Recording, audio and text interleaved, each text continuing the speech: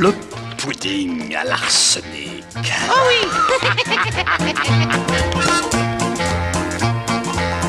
Salut les rôlistes. En se promenant un petit peu sur les réseaux sociaux ou bien sur les forums dédiés aux jeux de rôle, on peut se rendre compte qu'une question revient régulièrement: peut-on vivre du jeu de rôle? Et malheureusement, les réponses à ces questions sont souvent assez négatives. On retrouve que le marché du jeu de rôle n'est pas assez développé, que seuls les MJ achètent les livres et donc du coup ça fait pas beaucoup de ventes, surtout qu'ils l'achètent qu'une seule fois, et qu'il est possible d'écrire des bouquins, mais le problème c'est que ce n'est pas un métier qui se suffit à lui-même et qu'il faut un autre travail à côté pour pouvoir vivre décemment. Et comme dernière possibilité, peut-être d'être payé pour faire jouer des gens avec bien sûr des campagnes et des quêtes extrêmement qualitatives, mais pareil, vu que beaucoup de personnes sont prêtes à jouer gratuitement, ça paraît compliqué d'en faire un vrai métier. Et c'est pour contrebalancer ces points de vue négatifs que je fais cette vidéo. Parce qu'en prenant un petit peu de recul et en voyant le jeu de rôle au sens plus large, il est possible d'utiliser le jeu de rôle dans plusieurs secteurs professionnels et plusieurs métiers. Et c'est ce que je vous présente aujourd'hui. Si vous avez regardé mon interview menée par Morgane, vous devez savoir que je suis étudiant en école de commerce. Dans le cadre de ces études, j'ai appris beaucoup de notions en management, en ressources humaines et bien d'autres, et j'ai pu constater que le jeu de rôle est extrêmement utilisé et très utile dans le domaine de l'entreprise. À titre d'exemple, la première semaine de la première année, donc vraiment la première chose qu'on a faite dans cette école, a été un jeu de rôle. Donc bien sûr, pas un jeu de rôle où on incarne des magiciens, des guerriers, on affronte des dragons, non, c'est pas ça.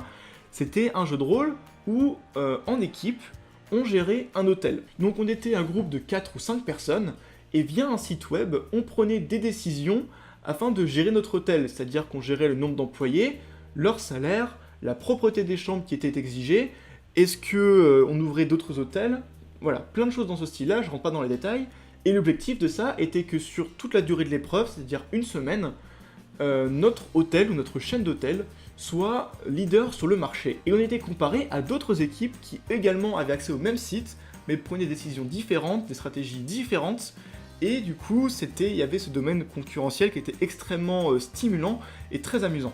Donc c'est utilisé dans les écoles pour former les étudiants, mais la formation par le jeu de rôle n'est pas dédiée qu'aux écoles. Les entreprises également font appel à d'autres entreprises, donc plutôt des agences de formation, qui eux font appel au jeu de rôle afin d'aider leurs employés à se former, à être plus sensibilisés au travail d'équipe, etc. etc. Un exemple d'entreprise qui je pense parlera à tout le monde, qui utilise le jeu de rôle pour former ses membres, ses employés, c'est l'ONU. Donc voilà, pour vous montrer un petit peu la valeur que ça peut avoir, et du coup, les opportunités que ça peut faire si jamais vous êtes un peu dans le domaine de l'entreprise de la formation, et que vous aimez le jeu de rôle, vous pouvez tout à fait mettre les deux ensemble, faire coïncider les deux.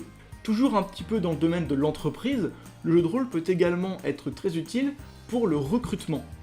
La première étape pour un recruteur est de recevoir le CV des candidats. Sur ces CV, on peut constater le savoir-faire, ce qu'on appelle le savoir-faire, c'est-à-dire les compétences des candidats.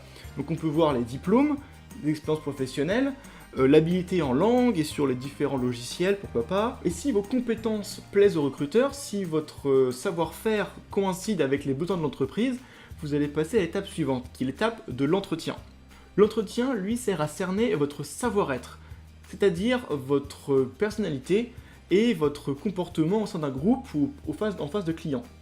Alors il arrive que les entreprises gèrent en interne l'organisation des jeux de rôle de recrutement, mais généralement ils font plutôt appel à des agences externes qui vont vraiment avoir pour mission de créer ce genre de jeu de rôle avec des objectifs bien précis, et du coup c'est un travail à plein temps d'organiser tous ces trucs-là. Un autre exemple de mon expérience personnelle, lorsque j'ai passé mes entretiens oraux pour entrer dans différentes écoles de commerce, certaines écoles avaient un entretien classique, un face-à-face, où on parlait un petit peu de qui on était, etc. Mais d'autres écoles organisaient des jeux de rôle dans lesquels ils demandaient à 4 ou 5 étudiants de travailler ensemble pour organiser un événement ou un voyage ou un truc comme ça. Le jury était en externe et constatait, enregistrait comment se déroulait la réunion. Donc l'objectif n'était pas de savoir si oui ou non on était capable d'organiser un voyage ou peu importe l'événement, mais c'était de constater si l'on respectait la parole de tout le monde, si l'on pouvait constater que quelqu'un parlait pas assez, du coup on lui donne la parole, savoir prendre des notes, savoir écouter, parce qu'à la fin il faut résumer toute la réunion, etc. etc.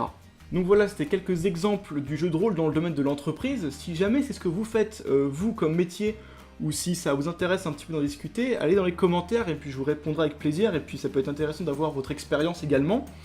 Mais sachez en tout cas que ce n'est pas quelque chose de nouveau ou de très récent, ça a même un nom, ça s'appelle le business game, et c'est vraiment un commerce, enfin, c'est quelque chose de vraiment très sérieux, et il est tout à fait possible de vivre du jeu de rôle à travers ce domaine-là. Après, il n'y a pas que dans le domaine de l'entreprise qu'on peut utiliser le jeu de rôle, mais également le domaine médical et psychiatrique. Le jeu de rôle est avant tout une activité de groupe avec lequel on se met d'accord avec d'autres personnes, on discute, on échange, et du coup c'est un très très bon outil afin d'aider les gens à se sociabiliser. Ce genre de thérapie a un nom, ça s'appelle la psychothérapie institutionnelle, autrement dit la psychothérapie de groupe. Et je ne vais pas m'étaler tellement vraiment dessus, parce que quelqu'un en parlera beaucoup mieux que moi. Il s'agit de Jérémy Guilbon, et je vais vous mettre le lien de son interview menée par Netarion, donc vraiment on est dans le jeu de rôle utilisé pour la psychothérapie, et je pense que ça vous intéressera énormément, je vous mets le lien de la vidéo. Du coup se pose la question de savoir si YouTube est une plateforme viable pour monétiser des vidéos d'actual play ou de chroniques du jeu de rôle. Donc je ne suis pas dans les petits papiers des chaînes dont je vais parler maintenant, mais je pense pouvoir assurer à environ 99% que, par exemple, la chaîne secondaire Joueurs du Grenier a publié les séries L'Aventure, Survivant, Starventure. Ces vidéos-là sont sûrement monétisées et ont participé, du coup, mais au milieu d'autres vidéos, à financer les projets et l'entreprise qui a créé le Joueurs du Grenier avec son concept.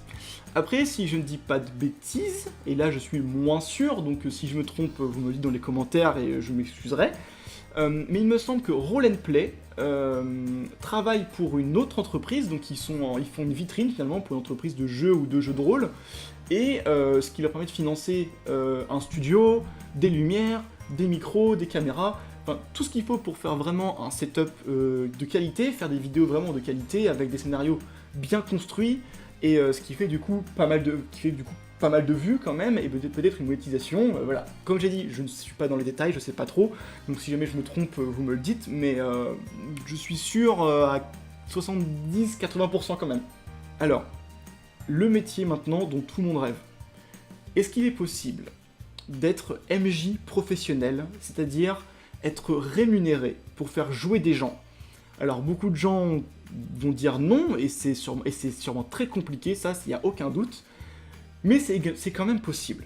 Voilà, je vous le dis, c'est possible, et c'est le cas d'un Américain, qui s'appelle Tim Woods, qui vit sur Brooklyn, et lui, il est MJ professionnel, et son job, c'est de faire découvrir finalement Donjons et Dragons. Donc il y a un article qui est dédié à ce métier-là, donc je vous mets le lien dans la description. Donc c'est tout en anglais, il me semble, peut-être sous-titré, je me rappelle plus. Mais en tout cas, je vais vous parler un petit peu des éléments les plus importants, en tout cas. Surtout, qui sont ces joueurs, en fait. Qui sont les joueurs qui sont prêts à payer une personne pour masteriser des parties de jeux de rôle, notamment de Donjons et Dragons. Sa clientèle, ces joueurs, sont 50% des adultes qui vivent de métiers un peu haut placés, donc haute sphère, dans des bureaux et des machins, et d'autres qui sont plutôt des ados ou jeunes adultes, et que généralement, ces gens sont loin d'être, des geeks, alors le terme se dit plus maintenant, mais finalement, des gens qui sont dans les romans de science-fiction, dans les jeux vidéo, des gamers ou autres. C'est pas du tout des gens comme ça, ce sont des gens qui sont curieux, qui veulent découvrir le jeu de rôle, mais qui ne savent pas par où commencer, et qui, pour avoir une très bonne expérience, sont prêts à mettre de l'argent dedans, 10$ de l'heure, pour être précis même, et lui, il arrive à en vivre. En tout cas, donc il invite les gens chez lui, il a sa pièce qui est aménagée et tout, vous le verrez dans la vidéo. Et il en vit quoi, donc c'est faisable, il faut juste trouver les bonnes personnes, il faut aller à leur rencontre. Donc ça peut passer par les réseaux sociaux, ça peut passer par des applications comme Meetup, qui sont des applications de rencontres, mais pas à objectif de couple, vraiment objectif de trouver des centres d'intérêt communs, que ce soit pour des parties de jeux de rôle, hein, des parties de jeux de rôle ça existe, aller au ciné, etc. Meetup, en tout cas ça marche plutôt bien. Pourquoi pas LinkedIn, hein, puisque c'est un réseau social professionnel, ça peut se faire. Et voilà, je pense qu'il y a matière à gagner sa vie avec ça, quoi. Mais ça reste très très compliqué, et je sais pas si en France c'est suffisamment développé. Mais en tout cas, sur le marché anglophone, c'est faisable, c'est faisable. Donc voilà, j'espère que cette vidéo vous a plu, qu'elle vous a peut-être inspiré, qu'elle a un petit peu élargi le champ des possibilités si jamais vous êtes intéressé pour vivre du jeu de rôle. Honnêtement, concrètement, c'est mon cas, avec Bulk et Richa, donc l'équipe de la Gazette du Rôliste à la base. C'est notre objectif finalement de travailler dans le domaine du jeu de rôle.